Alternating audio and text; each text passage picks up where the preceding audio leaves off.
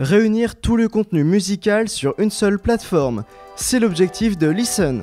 Pour en parler, Gontran Mabé Tomoka, cofondateur et CEO de Listen, est notre invité ce matin sur French Web.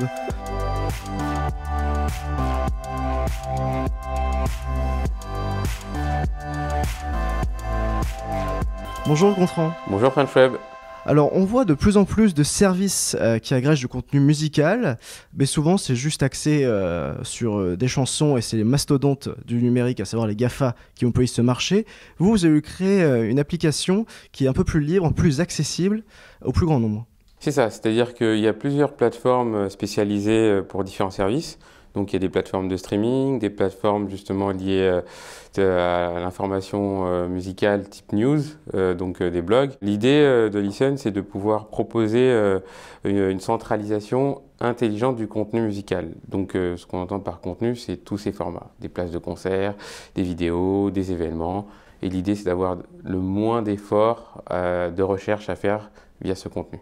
Pour simplifier cette recherche, j'imagine qu'elle repose sur de l'intelligence artificielle et vous utilisez des algorithmes de machine learning. C'est ça, c'est-à-dire que nous avons développé nos technologies propriétaires. En gros, nous avons développé une technologie justement de machine learning qui permet de comprendre le comportement utilisateur et de pouvoir recommander du contenu par rapport au centre d'intérêt et aux actions de l'utilisateur sur la plateforme. Concrètement, sur le plan technique, vous êtes un peu une sorte d'API qui agrège du contenu d'autres API. Oui, ça, on dira ça, ça c'est plus les développeurs qui comprendront bien cette schématisation-là. C'est-à-dire que nous, on ne crée pas du contenu sur la plateforme, mais en gros, on est connecté sur les bases de données d'API ouvertes, comme celle de YouTube, SoundCloud, et du coup, Listen fait un travail, on va dire, de restitution de ce contenu-là par rapport au centre d'intérêt de l'utilisateur. L'application mobile, elle est gratuite, elle fonctionne un peu comme un moteur de recherche classique pour l'utilisateur. Du coup, si l'application est gratuite, au niveau des sources de revenus, d'où elles proviennent ? Donc au niveau des sources de revenus, c'est essentiellement centré sur de la publicité. Donc il y a sur une première verticale la publicité native, telle qu'on la connaît via Google AdWords par exemple. Et il y a aussi cette idée de contenu sponsorisé qui est vraiment en fait centralisé par les actions d'utilisateurs professionnels de l'écosystème musical. J'englobe des organisateurs de festivals, des partenaires d'événements qui du coup ont accès à des outils de promotion sur Listen. Mais c'est de la publicité en somme.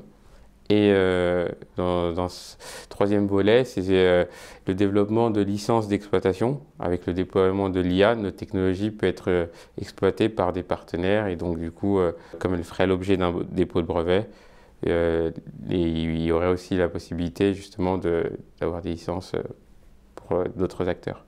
Justement, vous avez parlé de partenaires. Pour enrichir votre base de données, pour offrir un contenu plus large, vous vous appuyez sur des maisons de disques, des médias notamment.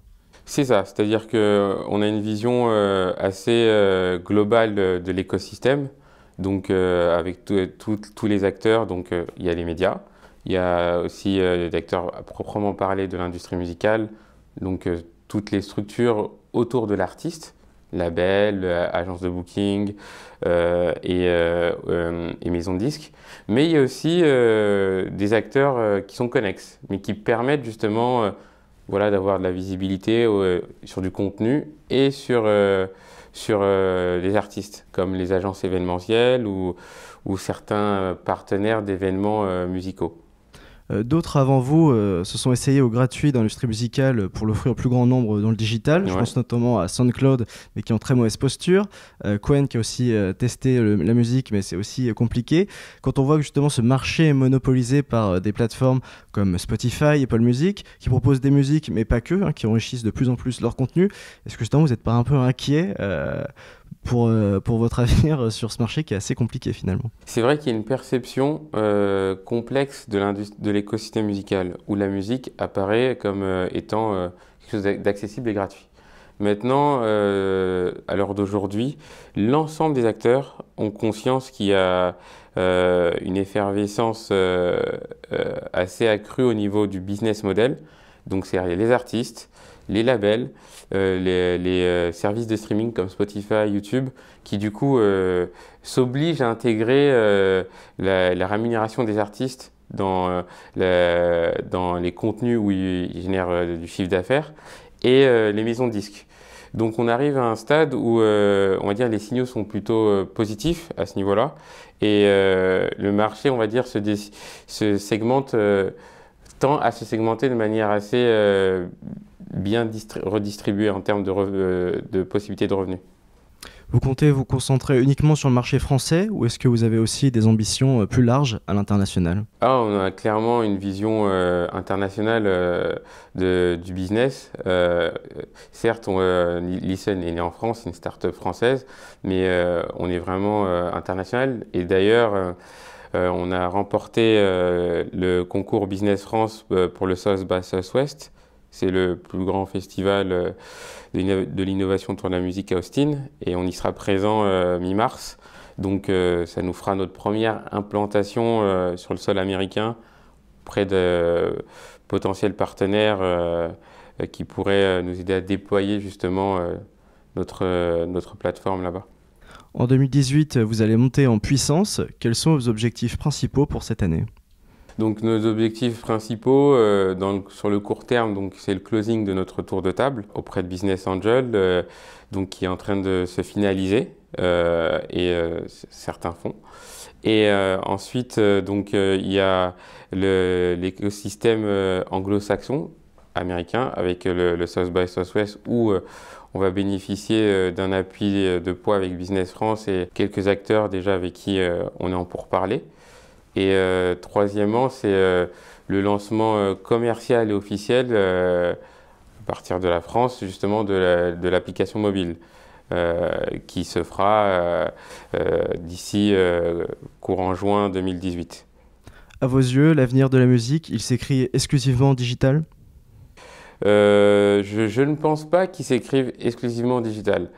Je pense qu'il y a de la place pour tout le monde et notamment, on le voit bien avec les derniers chiffres de l'Institut des recherches des musiques actuelles qui montrent que aux États-Unis, par exemple, la consommation musicale se fait essentiellement sur du support vinyle. Donc, et d'ailleurs, c'est en croissance.